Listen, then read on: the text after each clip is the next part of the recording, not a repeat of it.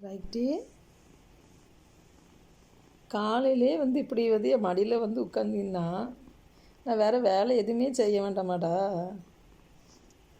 பாருங்க, மணி இங்கே என்ன டைம் இப்போ? 5:30. உட்காந்துக்கிட்டான். ஏம்மா? சரி, நடக்கணும் இன்னும்.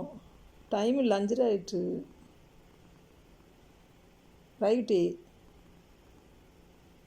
செல்லக்குட்டி, செல்லக்குட்டி. சரி, அங்கே போய் படுக்கியா? உன் இடத்துல போய் படுக்கியா? ஏல ஐயோ,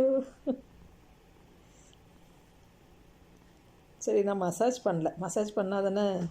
பாருங்க, பார்க்க என் கையை தேடுறோம். என்னடா?